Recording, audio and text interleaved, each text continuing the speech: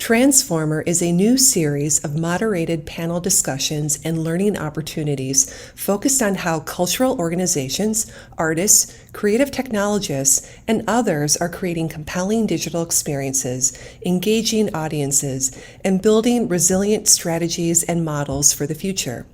Transformer is curated and produced by Root of Two in partnership with Midtown Detroit, Inc.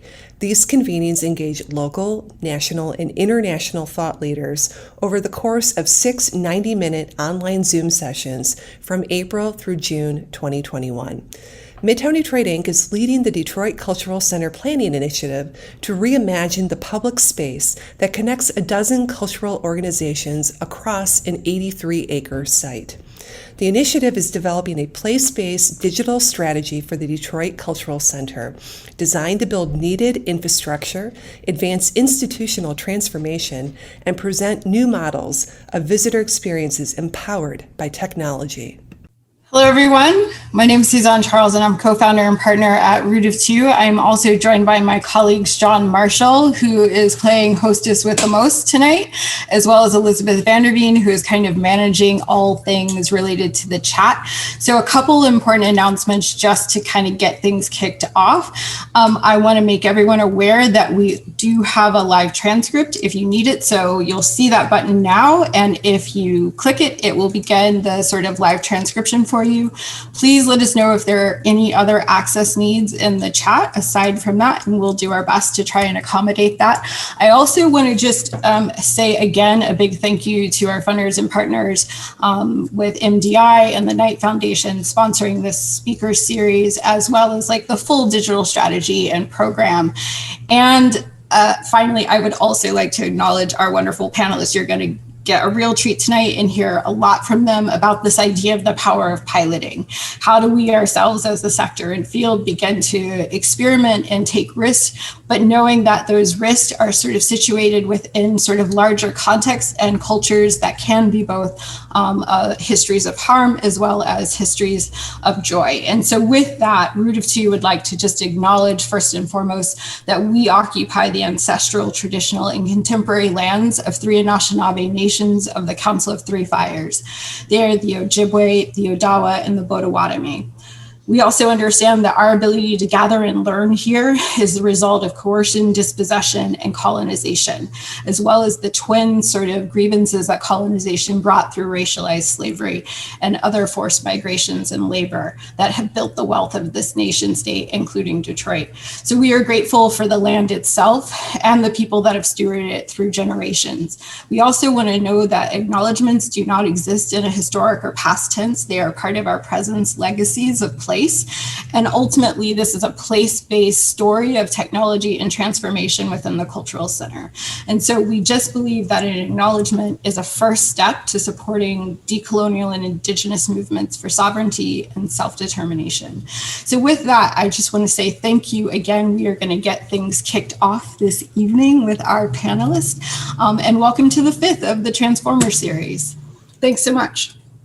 Hi there, I'm Katie Moffat and I am joining you from sunny UK. So I have around over 15 years experience working in digital. At the moment, I'm head of digital for the Audience Agency. So we're a not-for-profit that works in the arts and culture sector in the UK and internationally. And essentially, we are a consultancy, we have a research arm, and we help cultural organisations to understand, reach, grow and diversify their audiences. We're also the custodians and developers of Audience Finder, which is a free national audience data tool, which enables cultural organizations to kind of understand, compare and apply audience insight. Huge amount of data in there, lots of really interesting insights. It's also just about to be developed in Canada, so that's perhaps of interest. So I think I would like to say, thank you very much for inviting me to the panel today. I'm really interested to hear everybody's all the conversations. I think in the UK we've made some significant strides in the last few years in sort of upskilling the sector and the sector becoming more digitally literate, having clearer strategies around the use of digital. But of course, it's a work in progress. There's also been a huge movement in the UK towards co-curation with communities. That's a big part of Arts Council England's future their 10-year strategy, which has just sort of started.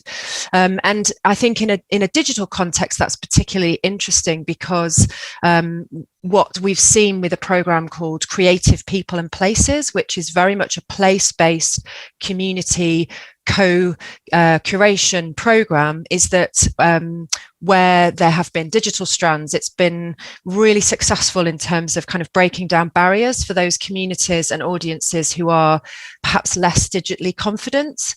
And finally, I would say that, of course, the last 12 months, like for everybody, have been incredible period of change. In the UK, as everywhere else, arts and culture organisations have had to pivot and react to, huge change and to become kind of digital only engagers for at least a period. And I think a huge amount has been learnt about that, not least. I think it's been if nothing else, it's been a very useful reminder that although the internet provides this huge opportunity, perhaps without being very clear over which audiences you're trying to reach and so on, and making your content and your digital events very relevant to them, it can be difficult to really cut through. So as I say, that's a little bit about me and my context, and I'm really interested in hearing from you all, from the panelists and from the audience. Hello, everyone. Really grateful to be in this space of reflection and looking back at the past 14 months of this pandemic, which has been a series of rapid fire pivots in every sector all around the world simultaneously. So I'm sure my co-panelists, but also you audience members, have a lot to add to this conversation about what you've tried, tinkered with, and failed. I'm Diane Jean-Marie. I'm a partner and chief strategy officer at LaPlaca Cohen. We're a cultural consultancy really dedicated and rooted in practices of transformation and innovation within the cultural sector. And so I have the great good fortune of working across the entire field, across disciplines, whether that's parks and gardens, museums, performing arts, everything in between. We're working in primarily two modes. The first is org-based consulting, where we're working one-on-one with an organization on their strategic visioning efforts, positioning efforts, and marketing strategies.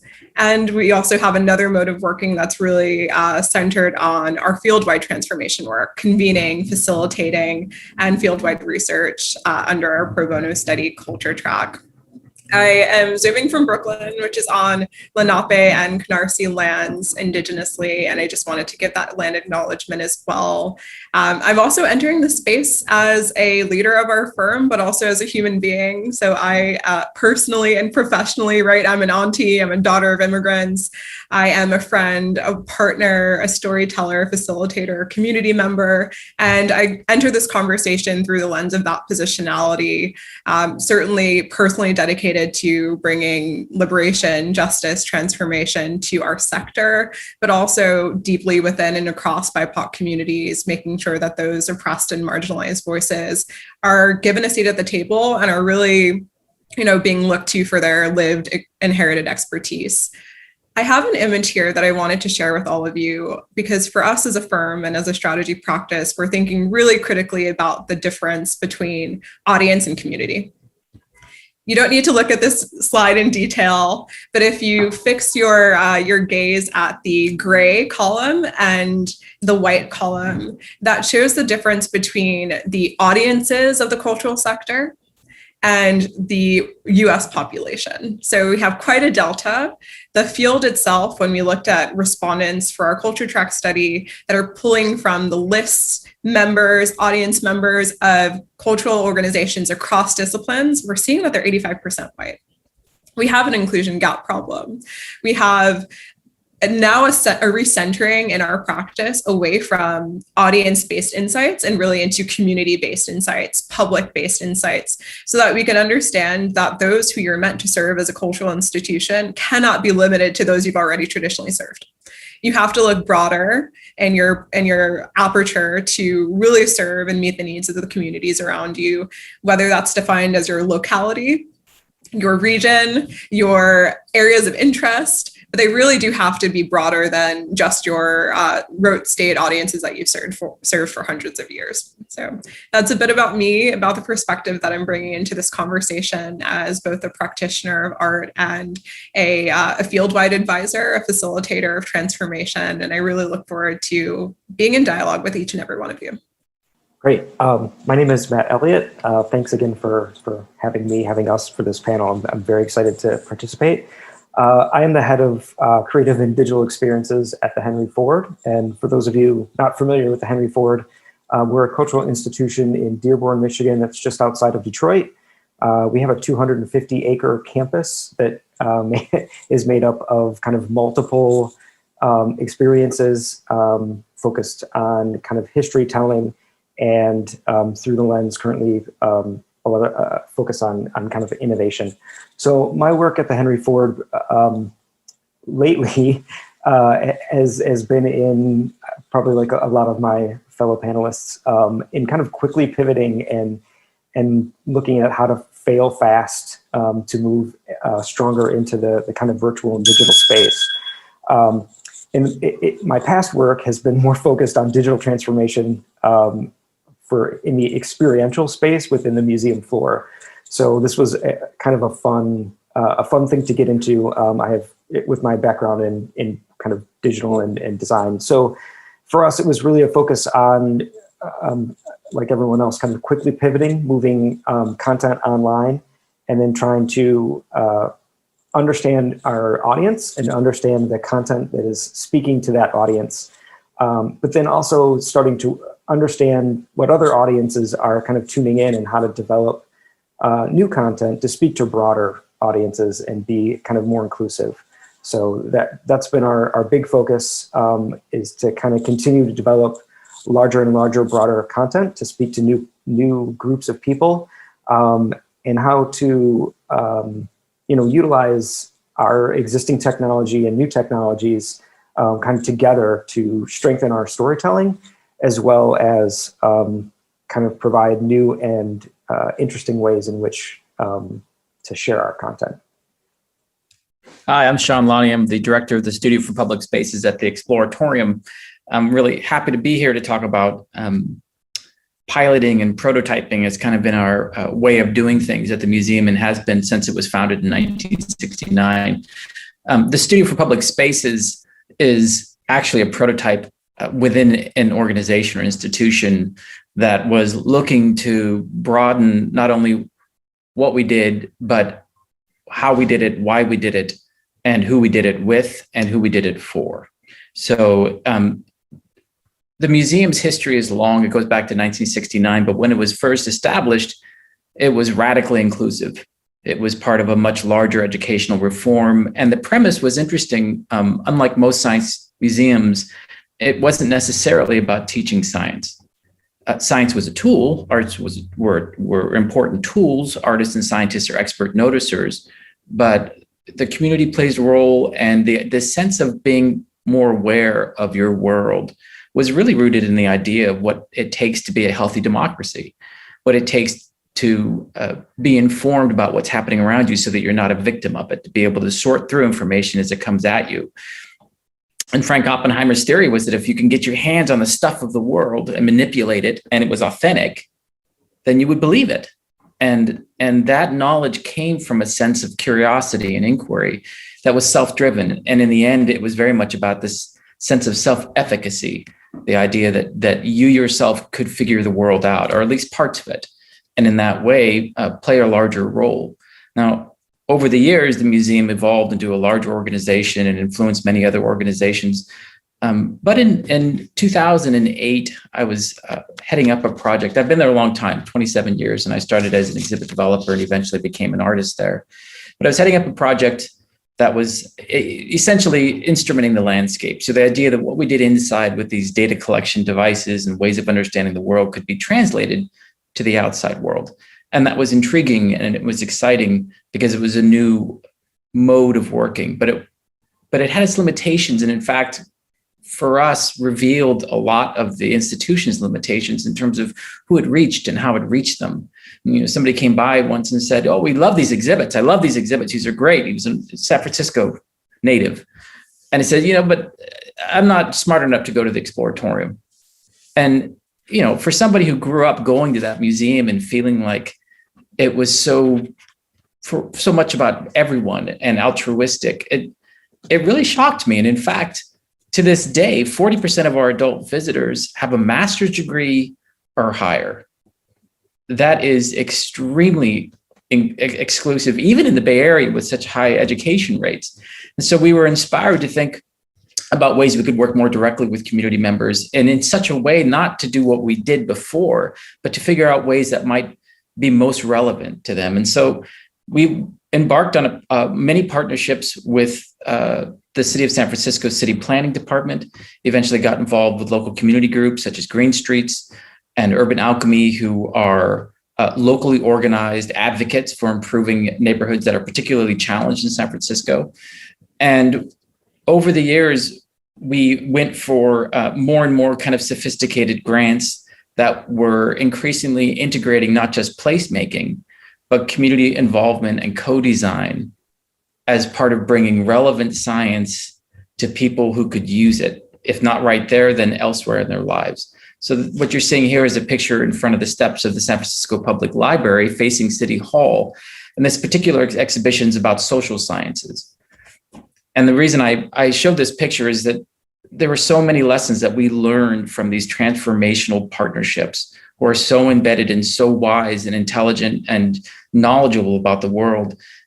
We were able to meld not only a placemaking practice and kind of what we've always been good at is making exhibits, but meld that with a group called Urban Alchemy, who were people who were previously incarcerated, and they were caretakers of place. And the city had just brought them in, they were newly formed, and we used them as primary mediators for these experiences. So these exhibits are about biases and stereotypes and quick thinking, the kind of judgments that we use against each other and in defense of ourselves all the time. And so by having them in place and of the place and speaking in a way that was so heartfelt because they themselves were struggling at being recently out of jail, reintegrating with people in a way that was kind of normative. And it was spectacular to see the way that they blossomed. And in fact, they were so important that we based all of our research on this project on the impact of their mediation and have gone after additional funding from NSF in order to repeat this experiment and actually expand this experiment, not just here, but in other locations in the city and deepen our role with Urban Alchemy. And I say all this because this is not what the museum was doing 8 years ago. And one thing I know is that if prototyping objects is difficult, and prototyping new modes for institutions can be just downright painful. It's hard to do something new for any institution, that's especially a venerable institution that is frankly busy raising funds on what it's done and its current impact. And so these new impact models, which are now in demand, are actually quite hard to justify and very difficult to lead at times, but they're very much worth it. And COVID and the Black Lives Matter movement and all the cultural change that's happened over the last couple of years have showed us that institutions like museums, though they're trusted, they need to evolve because they are cultural institutions. If you don't evolve, you will no longer be relevant. And that's the lifeblood of a cultural institution. So I'm looking forward to this conversation.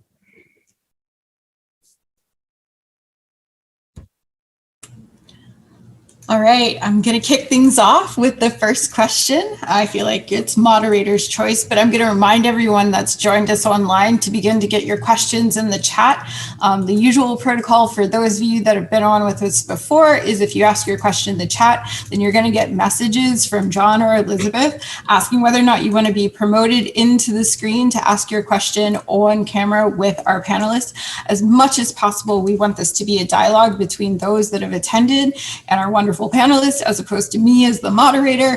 But I am going to take the first question and really pick up on this idea of culture shift, right? Because I think, there's a good sort of understanding that like in community organizing, like all work moves at the speed of trust. And I think I sometimes respond very glibly that in cultural institutions, all projects move at the speed of donors, and maybe sometimes it's at the speed of board. So when you get down to it, how do you sort of navigate this idea that, you know, you're having to sort of internally work on yourselves as institutions, whether you're advising institutions in the cultural space or are part of one, in order to sort of, you know, be relevant? And kind of what are the habits of mind that you recommend? Because there will be other shifts, right? It's not one cultural shift. It's not like we just get to go one and done and then we're done with that idea.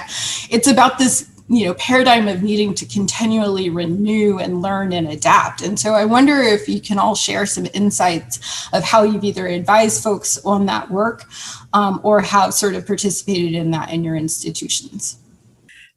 We advise hundreds of organizations every year on cultural transformation. And I call it cultural transformation because it's for the field, but it's also internal, right? This deep inner soul work. We tend to be organizational therapists. And what we have found is that culture eats strategy for breakfast. We can give an organization a game plan. They can see their 10-year plan, their vision, their centers of impact, and they can sell it to their board, fundraise with it. And it'll fall flat on its face if the people who are ultimately in charge of implementing it don't feel like they had a hand in co-creating it, don't feel like they had real avenues for speaking the truths of their organization, the good truths and the bad ones. So for us, it's coming down to recentering the process so that it's not just about outcomes, but that we're actually saying, hey, we know that your board meeting is set for this day and you want to be able to deliver a final strategic vision by then, but here are the trade-offs when we do that. Are there other ways that we can engage your key stakeholders so that they have a voice, so that they're heard? They're not just a buy-in group, they're not just a checkbook, but you're really engaging the brilliance of all of your stakeholders, staff, community, volunteers, board, funders, and donors. And we invite them into a process that feels a little bit like therapy, right? They start off and they are like, yeah, we know who we are. And 2 weeks into the process, we don't know who we are because we're peeling back the layers of the onion. You're starting to realize that so much that makes an organization's DNA unique and distinct is actually way back in its founding. And for us, it's not about, you know, having the revolution, burning down the legacy principles of an organization, but it is about evolving that so that it's more in a contemporary lens, so that you're clear on what your audiences and communities actually require of you as a public institution, which many cultural institutions in the US are.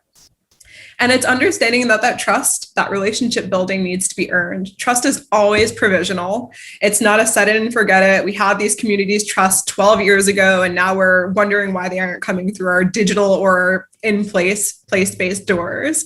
So for us, it's really about re-healing those wounds, creating new pipelines for various stakeholders to have a seat at the decision-making table and in the collaborative ideation process that tends to get us excited and animated about what the future holds. We always create steering committees within each of our projects that are comprised of representatives of board, staff, and leadership. And increasingly over the last few years, we've been including community stakeholders, not just in our research portion, but really as core centers in that steering committee, helping to advise and steer these projects forward. So my only advice is to know that any sort of transformation is not quick. There will be loads of opportunities throughout a year-long, 2-year-long process to tinker, to test, to hit the ground running on certain things, but that transformation doesn't happen overnight. And when you're re-steering these large behemoth ships of organizations that have been around for hundreds of years, to really understand that you have to get to the root of your culture and heal that culture before you're able to take on a new version of yourself that feels embracing of so many different lived experiences for your audiences and communities. I think for us, we've definitely tried to approach, even within, this last year, just the way that we not only work kind of with our community partners, but how we work internally, to try to kind of break down some of our barriers, some of our silos. And I think we've, in some ways, like all calling in on a Zoom call or a Teams call or a Google call. Like, that is sort of, in some interesting ways, kind of leveled the playing field, and in other ways kind of created new and interesting silos. So that's something that we've really tried to work on when we've kicked off new projects, when we've prototyped, new virtual content, where we're kind of reaching out more to communities, more to partners, to really be more, for us, inclusive on even the internal team that is setting that up, because we just want to make sure that everyone, as you said, as you mentioned, Diane, that everyone kind of has a seat at the table, and that there's much more involvement and ownership, and we end up, obviously, go figure, like getting great ideas from a lot of different people. So that's something that we've definitely strived to do. Katie, I'm wondering your thoughts. Yeah, sure. Already really interesting thoughts from Diane and Matt there. I think so. One of the things that I think is that we need more focus on is kind of is what makes good leadership, and how good leadership in arts and culture organizations really, everything flows from that. And actually, what does that mean? And what does that mean in this context? What does it mean to be a leader that enables your stakeholders, your team members? Because in the UK, when historically, very much in the arts and culture sector, it was kind of from us to you, and we sit up here in this ivory tower and we make the decisions. And I think digital has turned that on its head a bit. But it's not as simple as, obviously, as we all know, it's not as simple as let's get lots of digitally savvy people, lots of people perhaps who understand engagement and understand it, because it has to be threaded throughout the whole organization. And in the UK, there have been recently there's been a number of interesting leadership programs that have really tried to unpick what does it mean to be a good leader. And sometimes people rise to those roles because they've done such and such a job and they've got there, but that doesn't necessarily make them the best person to lead a cultural organization into this kind of new world, and with all that entails. And so I think that there needs to be continued focus on that, on exploring what it means and how we can ensure that the next generation of leaders are empowered and kind of the best that they can be. I always talk about boat speed for change. Like, there's a lot of sailing that happens around San Francisco, and I often think of some of these meetings that I've seen where people are talking about, turning the rudder this way or turning the rudder that way, but they're not moving. There's no boat speed. You can turn the rudder all day long and you're not going to go any further this way, or that way, because you're not doing anything. And so I just want to emphasize how important it is to make it a continual churning of activity and mini projects and conversations. And I think what happens there is that people are in the action of doing something. You can't intellectualize it. You have to do it. And you have to, especially when you're working with a community, you are face to face with people. And what should be top of that conversation is the why of what you're doing, not the how or not the what of what you're doing, but the why. And I think the healthiest cultural institutions that I've seen are always talking about the why.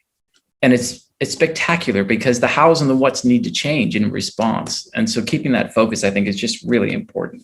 Sean, I just want to underscore what you just said, because so many institutions are so fixed in their missions, the what, and then they're really loose about their purpose.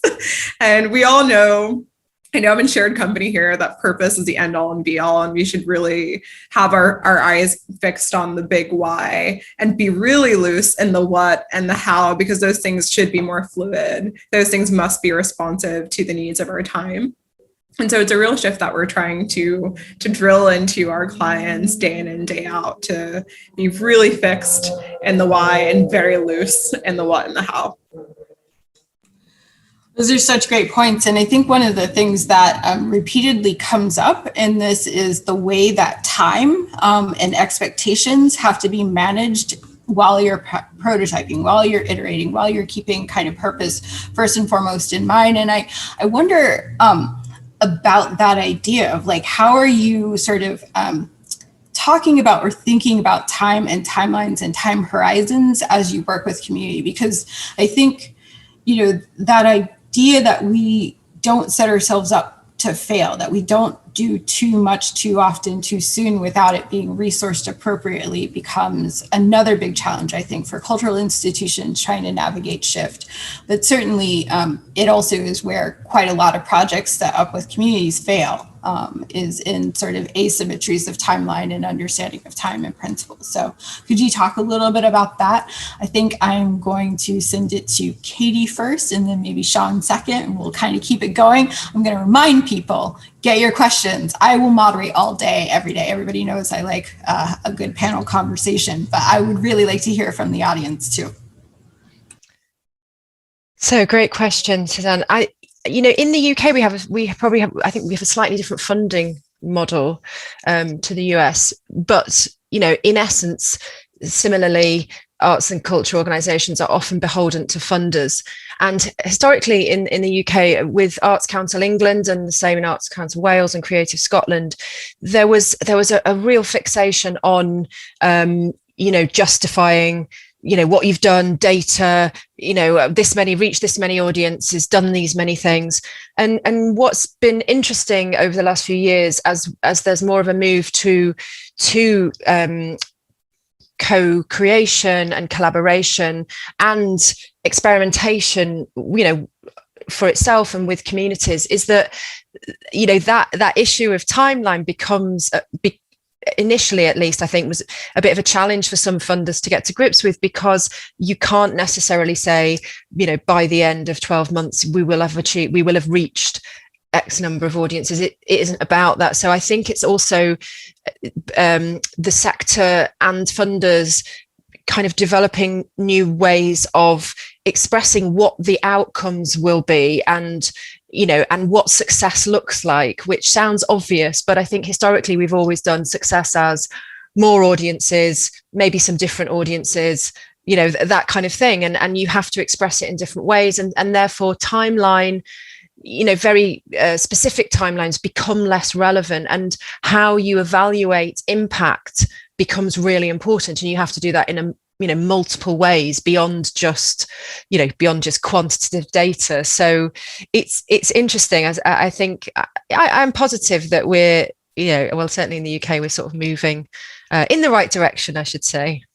That's good to hear. I don't miss my Creative Scotland grant reports at all. Sean? Oh, I know. There's, it's funny, the reporting out part of grants and any kind of funds is always tricky. I mean, Katie was talking about impacts, like how do you measure impacts? And we have an entire department, and a good friend of mine runs research and evaluation at the museum. And we still struggle proving even the most kind of basic impacts of informal learning. Like, is my kid going to do better in school now? Is my kid yeah, maybe. Like, it's tough because the outcomes are as wondrously unpredictable as people are. And, how do you measure inspiration or inspired action that happens 10 years later? Like, it's tricky. But I think going to the ambiguity, like, there is necessary and healthy ambiguity in any project, in my mind, worth doing that is considered innovative. And I often think about, like, imagine sitting or standing over, Thelonious Monk as he's composing a song or working on a song. And the last thing he needs is somebody like poking it weird, like, why did you do that? What's going on over there? Where are you headed? Is that still an E? What the hell is that chord? Like, that would have ruined everything.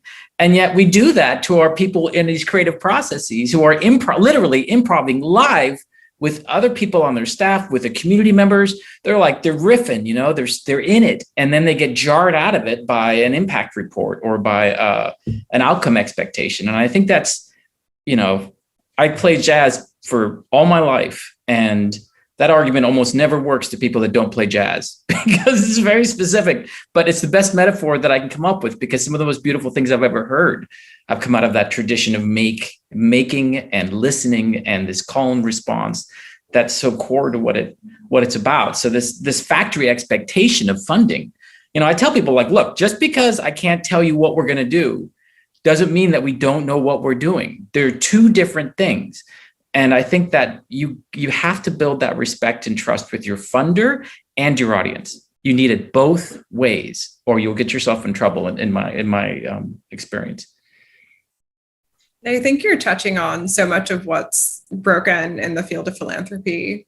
It's an exertion of power, right? To say we hold the money, and so therefore we're going to dictate your goals, we're going to dictate the terms, we're going to dictate how you spend your time, and reporting back to us that our money was a good investment. And I know many philanthropies, many foundations are thinking really critically right now about how those modes of engaging with their grantees should shift coming out of the pandemic, when they did have to be looser in how they gave unrestricted funds, right? Because we weren't following a rule book anymore. And I'm really hoping that that's something that sticks around, that our normal ways of being, holding ourselves accountable are actually more rooted in trust and mutual empowerment between grantee, funder, audience, and community.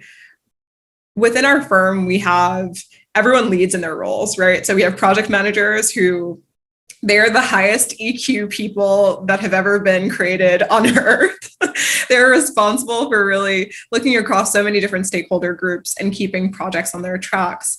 But they're not just barreling towards a deadline because it's arbitrary, right? So I think part of it is shifting the center of power and presumed expertise. We cannot tell the community to move on our timeline. And our cultural organizations that we work with as partners and clients cannot dictate the pace of change within these communities either.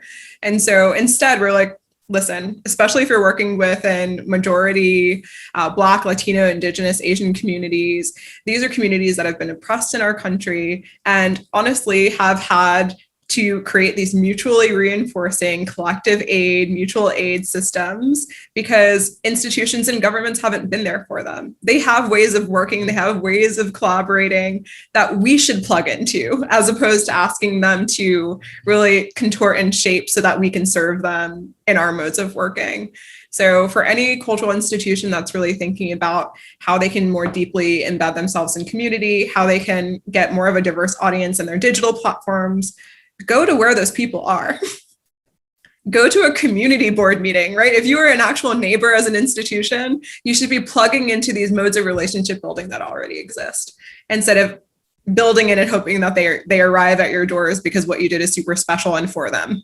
So shifting some of the assumptions. I'm really glad about the global reset moment, as grave and as full of grief and loss as it has brought. It's a moment to reset and to say, let's throw out the stuff that hasn't been working. Let's see what these communities actually have as part of their collective knowledge and community knowledge. And let's work with those systems instead of asking them to contort to ours. Matt? I think kind of just touching base, I think a little more on kind of what Katie and Sean had mentioned around like timetables and speed. I think for us, like it's been a discovery of, as you mentioned, kind of goals over time, like goals rather than time as the marker. I don't know if I can, I won't speak for Sean or for others, but I think for us, like there's definitely a speed in which we had previously functioned and thought about how we kind of do our work. If it's, with a partner, if it's building a new exhibit, there's definitely a kind of very slow and methodical and kind of plodding build to that. And now we're kind of in the speed of digital and almost building exhibits in a digital space in front of people in real time. And those have different outcomes. Those have different data sets. There's different ways to understand what is working and what it isn't working. And so that's something that we have been happily, I think, I don't know if we were surprised by it. I think we knew it was coming, but it's been a really nice push for us to having to pivot and do that, to be kind of forced into that space quicker than we intended, and to have to react to it in a positive way.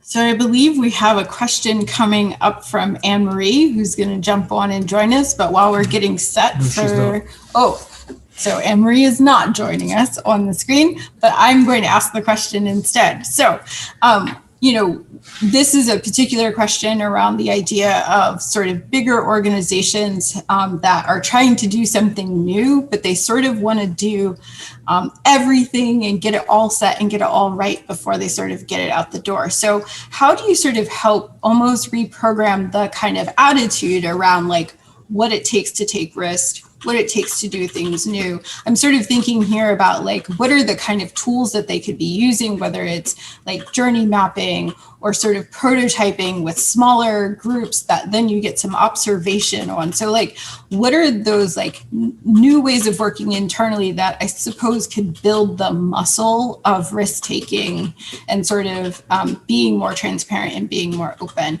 And if I haven't gotten that question completely right, she'll tell me, but I think that that's the gist of it. So yeah, I mean, I like Diane, I work in a supporting role for the sector. I don't work within an organization, but we work with large numbers of organizations in terms of helping them with all aspects of kind of engagement, development, evaluation, and digital and so on. And I think I think there's probably a short answer and a much longer answer. Just coming back to the thing I was saying about leadership, you can't sadly wave a magic wand and make sure that every leader in a cultural organization has a mindset that is open to experiment. But so absent that, I think I think in the short term, I think you start small, and I think you create a forum and a situation where people can come together from cross-department teams and can work on a small idea, a small project. That, of course, the issue, of course, is that in some organizations they have to kind of get that sanctioned or whatever. But I think you're not going to. With larger organizations and but of a particular type, you're not going to change them overnight. So you have to, in an ideal world, you do that leadership piece, but you are also, as I say, you start small in those experiments so that people, so that generally an organization who is less comfortable with experimentation over time sees, and learns as an organization that actually this is fun, this is useful, this is interesting. And, to echo Diane's earlier point, you involve your communities and your audiences. You bring them into the process and you let them, kind of express kind of what they want, what they're interested in, what excites them, because that can help also to change minds within an organization about, whether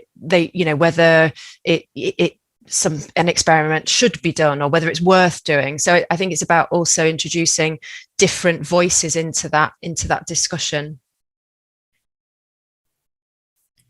I think that's spot on in terms of building the muscle of pivoting, of experimenting.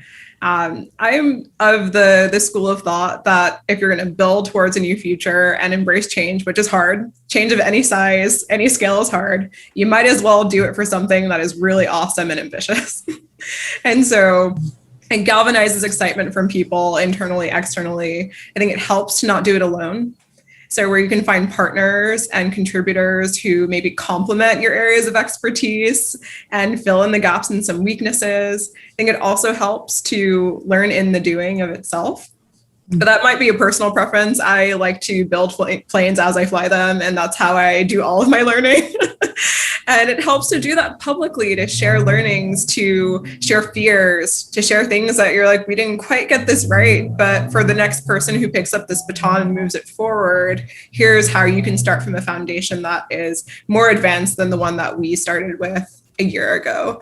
So partnership, acknowledging that there's a lot of humility in trying something new and making it as exciting and audacious as possible so that at least while you stumble and fall and scrape your knees, that you're having fun along the way and starting to build a future that you and everyone else can get really excited about.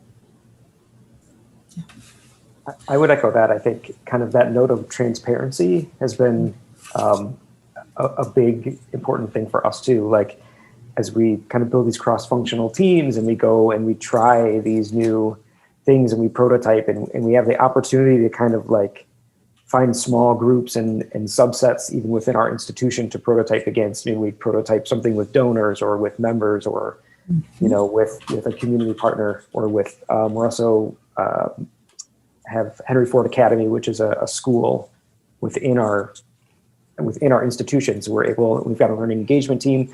We can kind of target into teachers and students. So we're able to kind of like quickly bounce ideas off of those groups. But at the same time, like having full transparency, like showing those bumps and bruises as we grow and kind of owning it at that moment of like, oh, I get it. We really thought you guys would like this. You want this. Cool. Like, let's talk about that. Let's explore it. So kind of just being able to own it as you grow has been a key thing. I have a question from Sabrina, so I'm going to read this. Let me go up to where it is. Oh, yeah. Okay. It's a question about how the COVID stay-at-home orders really changed in terms of how we measure success in a community and where we sort of think about this sort of beta testing, global reset has kind of left organizations now, and how. And I sort of am going to riff on this because the term leadership has come up a couple times, and I think it's worth noting that all of you have kind of mentioned this kind of shift to almost like leaderful institutions rather than sort of thinking about leadership as only being about the hierarchy. So I wonder if you could just talk a little bit about like what you're seeing in terms of real leadership shifts and sort of how that happens sort of outside of silos, inside of partnerships, all that kind of stuff. Again, Sabrina, if I have murdered this question, please let me know, but also come on screen. Everyone come on screen. I will kick things off with Diane because I think we really sort of teased out this idea of leaderful starting there. Yeah. I mean, what does brave cultural leadership even look like today? I think a lot of those norms are being rewritten. I think one trend that we've all spoken to today is moving from this leader-driven figurehead into something that's a bit more facilitative. It doesn't mean that as a leader, you can't have a point of view and you can't be fixed in your vision. I think having conviction and vision is really important, and knowing the organization's sense of purpose. I want to respond to something in Sabrina's question, which is about metrics that we've tossed out and metrics that we're now trying to get hold of. I think the ones that clearly went out the window when all of the doors were shuttered in March of last year, in-person participation numbers, things like even digital traffic, those metrics are important for us to understand, but they don't tell the whole picture about who is accessing those things and why. I think when we just look at quantitative insights, we lose a lot of the why. We lose a lot of the nuance about what these people are gaining value in. We lose a lot of the portraits for how their modes of engagement are existing across a variety of platforms, not just our own organization's platforms. And so being in conversation, I think, is really important through qualitative research. One metric that I personally am trying to wrap my head around and trying to create for our firm's practice is, what is the metric for community rootedness? Because it's not just about the ROI for community, but like, how rooted are you in your community? It's going to be a multi-pronged metric. It can't just be one data point, but really just trying to crystallize that into something that makes sense for the communities themselves and for the organizations in the way that their budgets are managed, the way that they ask for grants, the way that they report out to their boards, so that we can have one cohesive set of numbers and qualitative insights as well that help to capture and depict what that community-centered, community-rootedness looks like. Other thoughts on kind of the metrics that we need to burn down throughout and those that we need to keep and generate. And I would say also the practices that go along with that, right? Inside institutions as sort of advising institutions.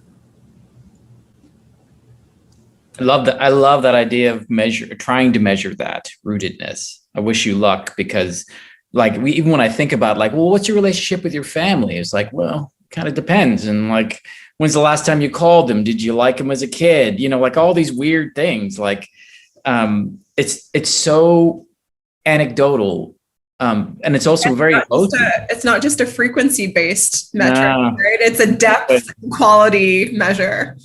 That's right. And I've had community partners call me when they're in trouble, or if something's happened, like it's nothing to do with the project. And for me, that's a good sign. There's a personal connection there that and it's like you said about trust, that comes with trust. And also, this idea that you can walk in to some of these communities representing an organization as somebody who's perceived to be white, you have a big hurdle to get over on both sides from the get-go. So you might not even know. I've been in relationships 3-4 years. I didn't even know what that group was going through in terms of the way that they were calibrating their community response to us. And I hear about it years later. So to think that you could even know where you really are, whether your cousin really likes you or you're really your mom's favorite, you might find that out years down the road, right? Because a lot of these things are held close because it's still a protected, they're in a protected stance. And in some of these communities, especially the ones that are traumatized, these things are learned since birth. And so, I think trying to get it right is just fine. But this idea that, things have to be perfect and therefore go through the grinder of a large institution and all this expertise can be disastrous, because perfection comes by the ounce. Doing good work comes by the ton. If you do it right, there's so much good work that if you didn't get one small bit right, who cares? Who cares? But if you can't even do good work because you're so worried about getting it just right, you're not getting anywhere. So, I don't know. I don't know if anybody you have answers. I don't have any answers. I just love wrestling with these questions, and it's not my background. I didn't come to the museum to work with communities. I came to build exhibits. I love making stuff. Like a lot of. I'm not sure if all of us have been driven to do this work since our early professions, and I think a lot of us have come to that realization, like it needs to be done, and I'm just going to do my best to do it. Right? And develop this new language and pick up words from conversations like this, these new terms. Like I'm going to totally use community rootedness. Like I got to know what that is. That's my next conversation with my buddy Josh, who's evaluating these things. Right? We can keep that conversation going, Sean. Yeah, good. Can I just jump in there on that question, because it's a question very close to my heart in terms of having worked with so many organizations over the last year who were wrestling with exactly that question, Sabrina. And so I think to echo previous comments, obviously we all know the quantitative measures around reach, engagement, and yes, maybe you can get a bit more nuanced with counting a view of a video only when it's more than 10 seconds rather than 3 seconds. So that's, in a way, that's the easy bit, isn't it? And I would agree that the qualitative side of it is absolutely vital. And that can be sometimes easier than others to gather depending on the program and the project and the audiences, but it has to be part of all of this for sure. And, certainly finding out how people responded to something, what they got from it, what value they got from it, and so on, and ultimately, maybe not so much in the last 12 months because it was more let's just do stuff, which is good as well, but ultimately always trying to think about what are we trying to achieve, because that will, and it's a trite thing, it's like a simple thing to say, but you do need to work out what you're trying to achieve in order to try and come up with some ways that are meaningful of evaluating impact. The other thing just to flag is in terms of that point about community rootedness, which is really interesting, coming back to the Creative People and Programs project initiative, I should say, in the UK, there is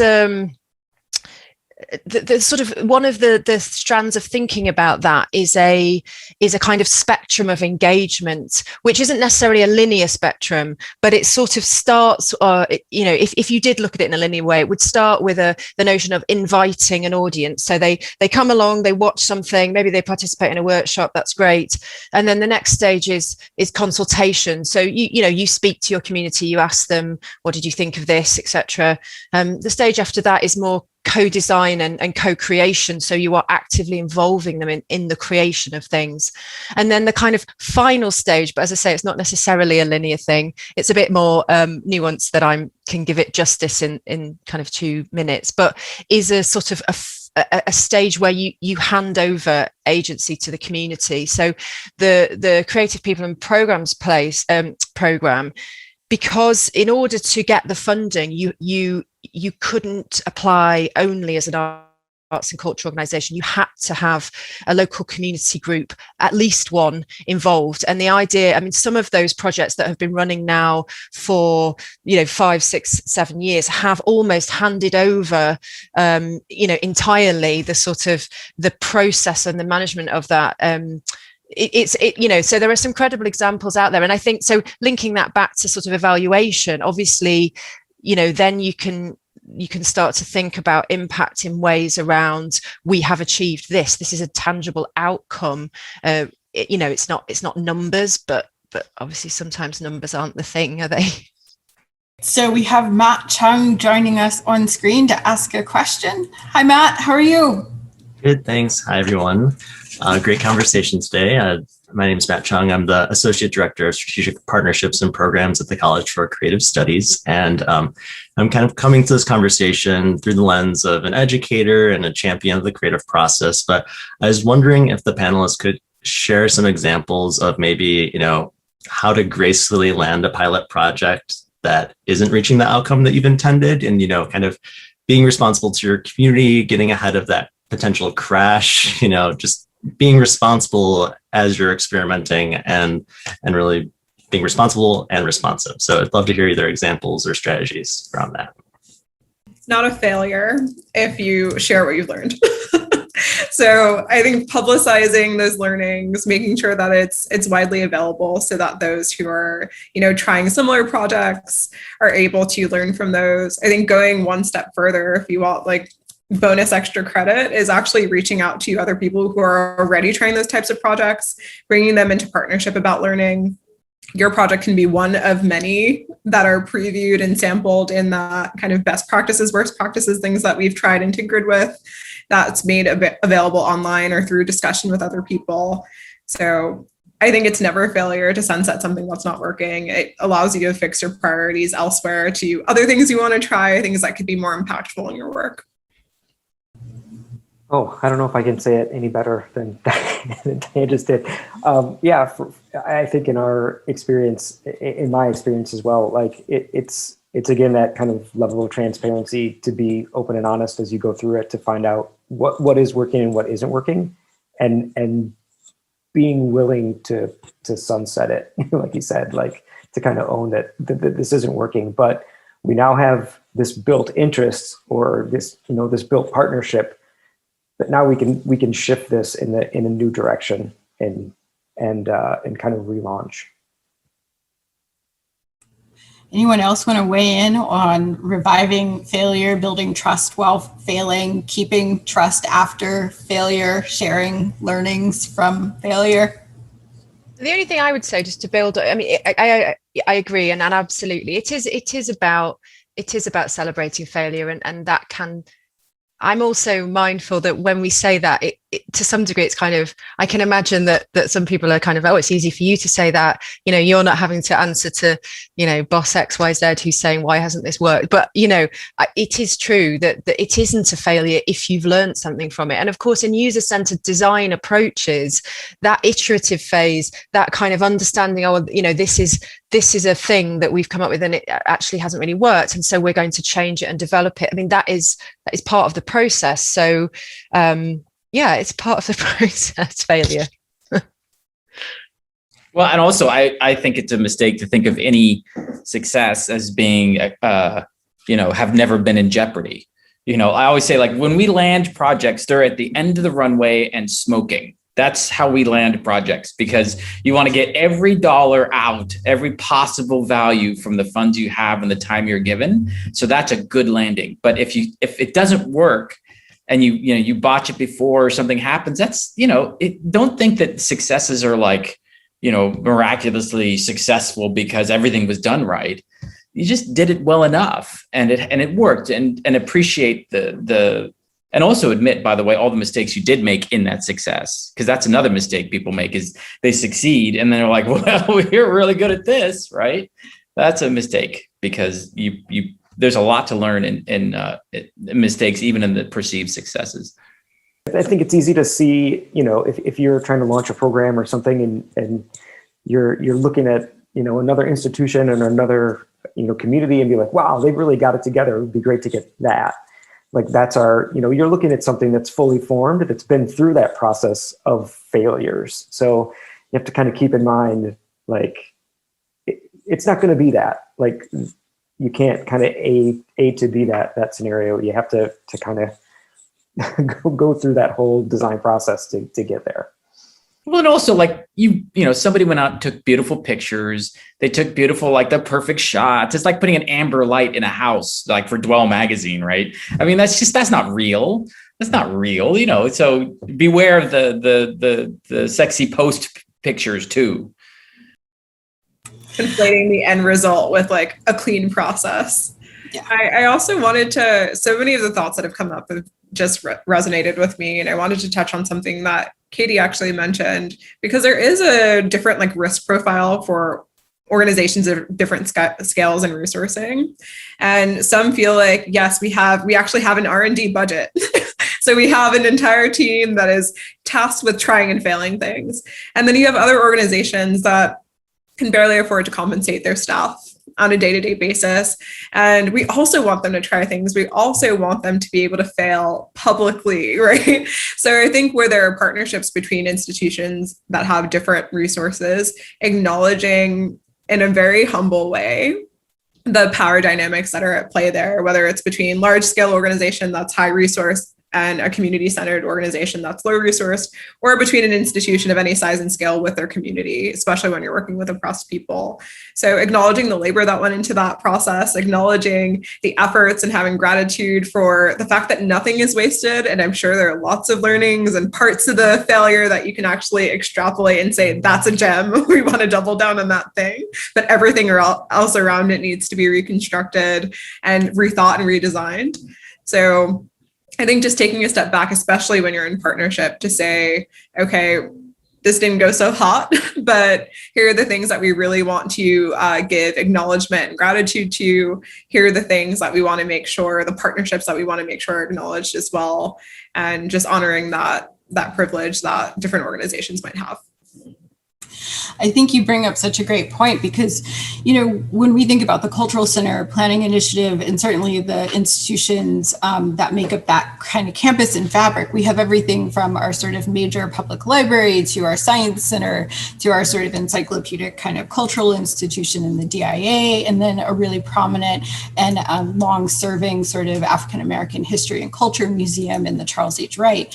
And there are all these kind of asymmetries that exist both within that campus in terms of power and position, but equally just in terms of any cultural ecosystem as it begins to try and reach out and kind of partner and become more community rooted, it has to sort of think about this kind of question of power and position. So I wonder if we could just maybe pick up on that thread a little bit about like how institutions in order to maybe be better partners or better stewards have to sort of almost decenter maybe themselves as part of the process. So could you speak to that? I'll open things up maybe with Diane, and then we'll just kind of popcorn it to whoever feels moved to weigh in.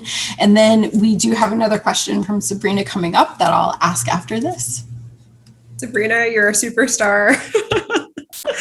I think, Cezanne, you really hit the nail on the head, right? There is a decentering. There's a shift from we hold the power and the expertise. It's actually dispelling of the notion that power equals expertise as a first point.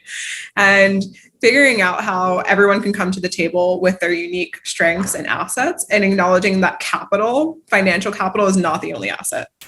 Some of these institutions that are in partnership of different socioeconomic status, different cultures, also come to the table with deep cultural capital.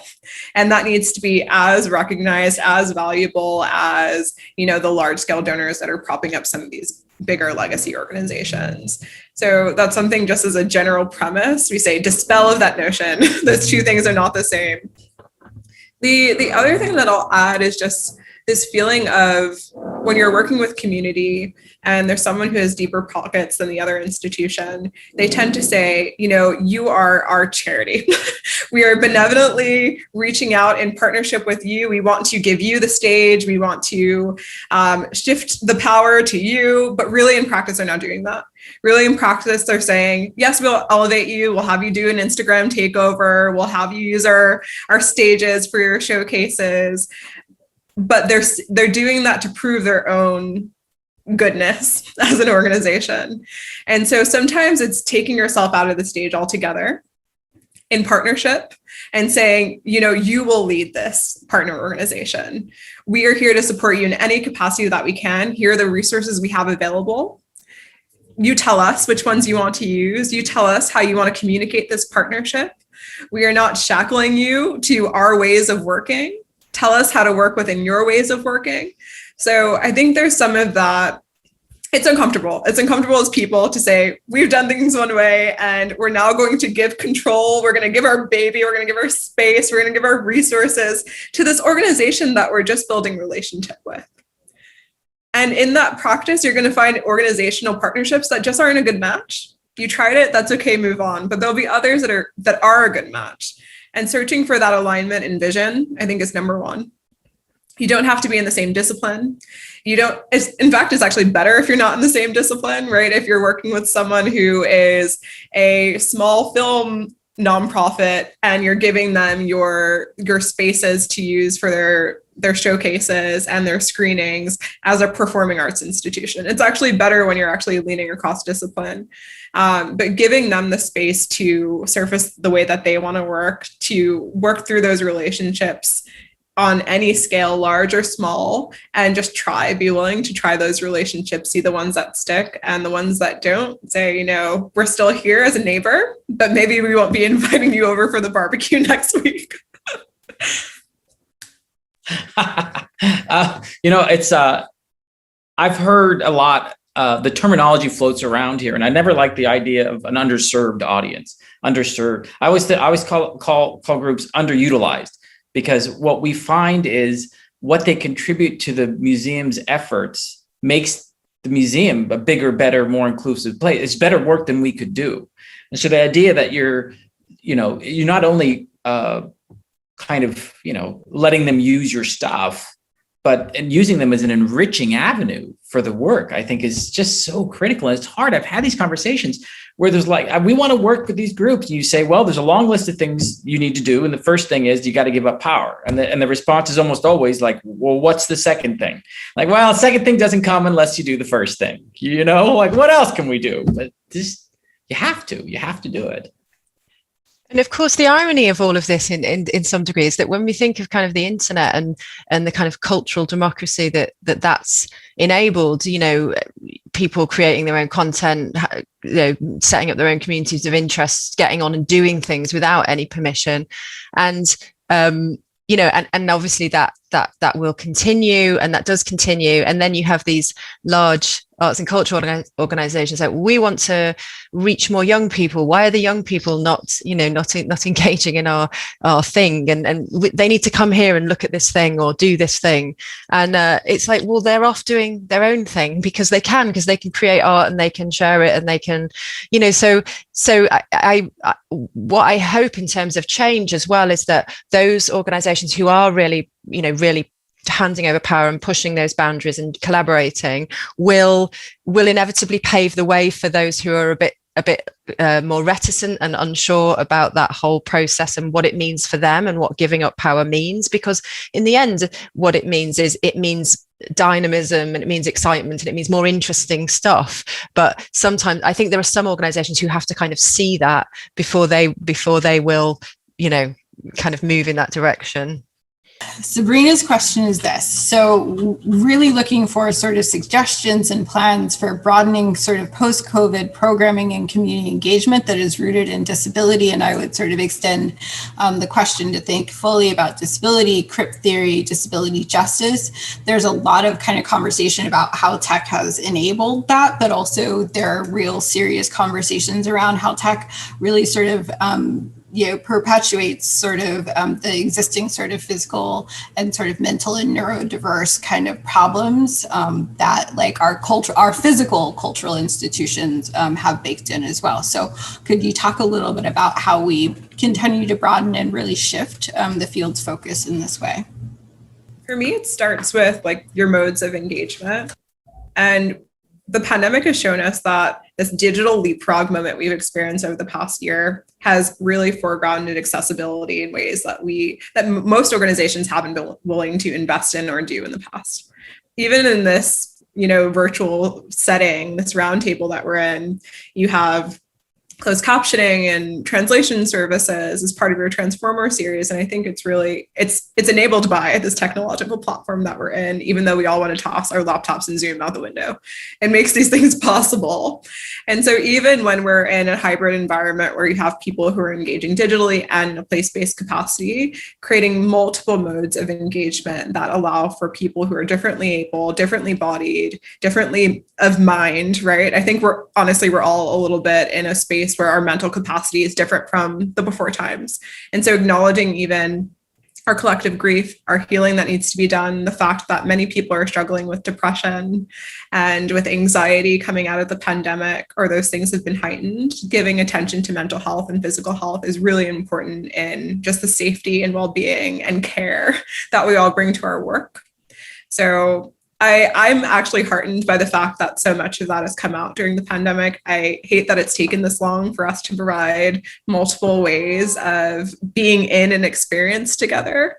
But I hope that that's part of what sticks around when we're coming out on the other end of this. I can't say anything better than that. I think Diane summed it up really well there. Yeah, I think that this has been something I just was even sort of just on a last call where there were real accessibility issues where Zoom was being used and had transcript and had chat. But then in order to facilitate an exercise, we were trying to do both Zoom and Jamboard didn't sort of allow that to happen. So there are just the ways that even trying to work cross-platform, like with the different tools, means you're sort of dealing with very different sort of accessibility like standards. And so I wonder, like, it's not like we'll ever get a one ring to rule them all. Pardon me for nerding out a little bit, but to really talk, in a healthy way about like, how do we have a suite of sort of options that try and address sort of the different sort of abilities that we see people bringing to our institutions. And maybe that's like a question that goes to the heart of like, again, both community rootedness, who we serve, and how we want to sort of show up for them, both physically and digitally. So maybe that's like another way of like diving into this. And then our time is almost done. So maybe you can talk about that, and then we're going to get into last thoughts. So if you had a question, you've missed your chance. But this is going to be our kind of final question from me to you on this kind of subject of, getting back to the who and how we serve and in what ways we want to show up for folks. And then we'll do last thoughts. I will kick it to Matt Elliott first. Sure. I think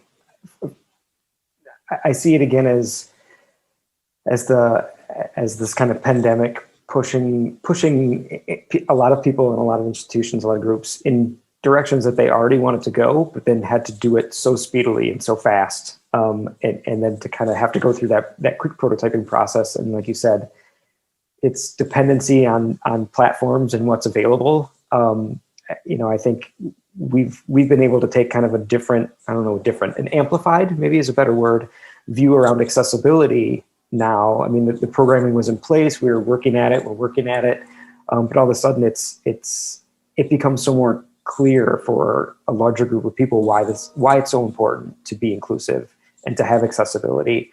So it really kind of allows us to amplify those programs quickly, and again to test them and to really reach those groups of people and get their input quickly and make changes.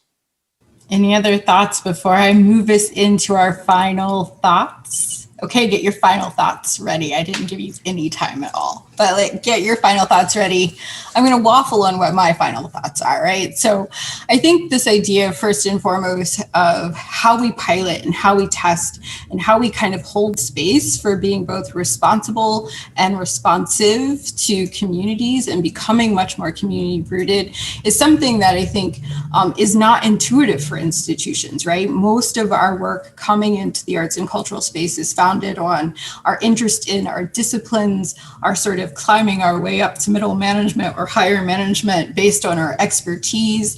And so it's hard to sort of really sort of seed power in the ways that we would have to in order to be open to the kind of journey we have to go on to make these kind of necessary cultural shifts.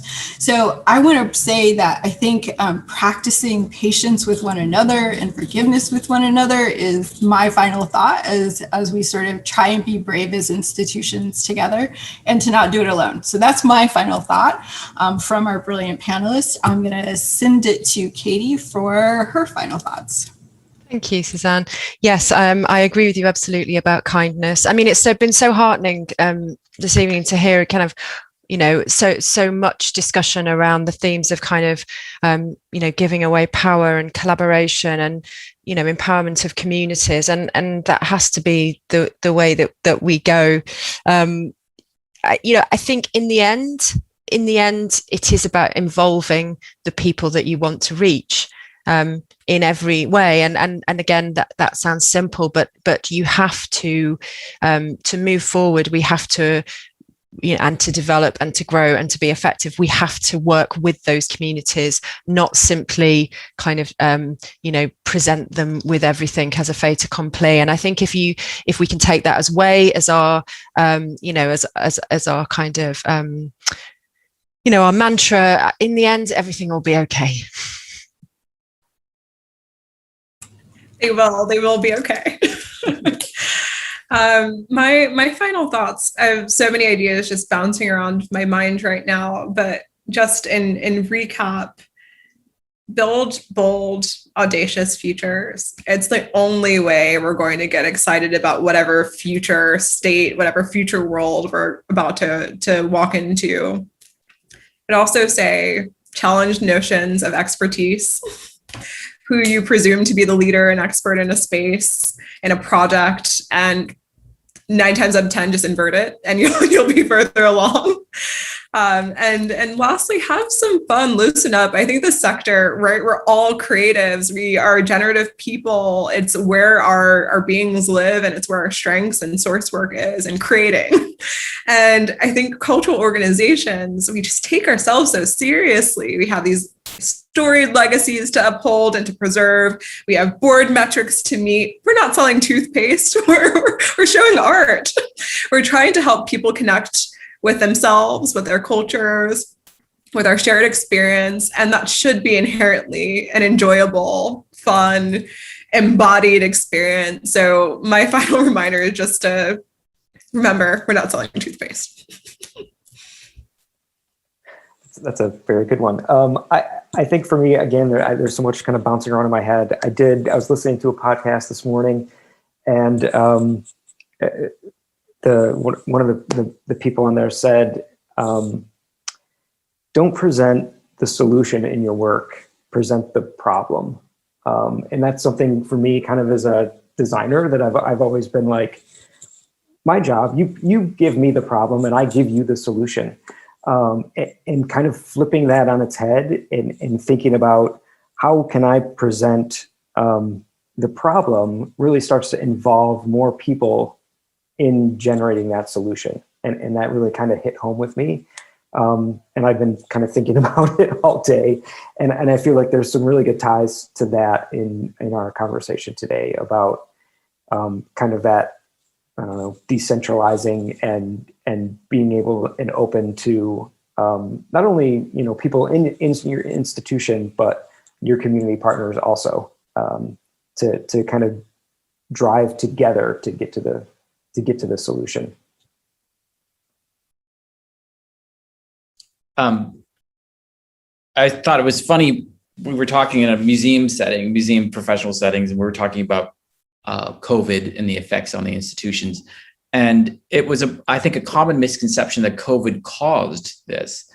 COVID revealed a pre-existing condition that our institutions had and our culture had to deal with. And I think in that weakness, I think it's easy to blame some outside thing, but the internal structures that really are the cause of so many woes, including our inability to deal with COVID, were baked in. And I think as cultural institutions, we have our own set of problems. Like, we're all part of the problem and we're all part of the solution at the same time. So I think the idea of being kind and being empathetic towards our partners in life, which is everybody, by the way, in this ecology, is really wise. And I think that the idea too that, you know, when we create great, you know, for us in our world, great exhibits are the ones that open up a person's potential. It creates a space full of potential, and people and places are full of potential. So I think that's your battery. That's what you need to be going for, and not this kind of value of expertise that seems to haunt. Unfortunately, it haunts us, and we'll get past it eventually. I've been reading a lot of history lately, and there's been so many comparisons to where we are today to the 1930s, 1940s, with big social programs being implemented, off of, off of the Depression, coming out of the collapse of the stock market. And looking at, kind of following off of what Sean said, the pandemic has really shown us how fragile life is, as well as how fragile our cultural organizations are. And yet I'm so optimistic that, I hope that we're headed towards a new cultural renaissance. And maybe that renaissance is more about the process of collaboration, the process of how we form culture, of just being more mindful. And I'm hopeful that that's going to happen. And I think that's something that we are trying to think about with the Cultural Center Planning Initiative within Detroit. I mean, I think like right now, everyone's asking that big question is, what is the future of museums? What are the future of libraries? And how are they going to serve our communities differently and better, and to build off of, what some of the other people have said about trying to be more bold and big in what we're doing, because we don't have any other moment to do this. And now's the time. So I guess those are my final thoughts, kind of all over the place, but that's just where I'm seeing kind of, we're so short-sighted. We've got to learn where we were in, from history and where the potential is to head now. All right, so we are at time. So I have to do a few sort of what I would call our public service announcements as we wrap up the 5th Transformer series. And so that is to save the date for our 6th and final Transformer series talk. Because it's the final, we want to leave on the note of momentum. We really want to talk about how we continue to sustain this kind of cultural moment of shift and adaptation, how we do it with resilience and resources, and definitely not alone. So our next talk is really about digital transformation in the creative sector. We have joining us already Coven Smith, who's the Senior Director of Arts at the Knight Foundation, who has been a wonderful partner and funder and thought leader on this work. And we are still confirming many, many more speakers, but you should check it out. It's June 30th. Thank you so much again to our wonderful panelists. For those of you in London time, get some sleep. For those of you on the West Coast, enjoy some daylight. For those of us who are at dinner time in the Eastern time zone, I just want to say thank you. Let's go get some dinner and have a good night.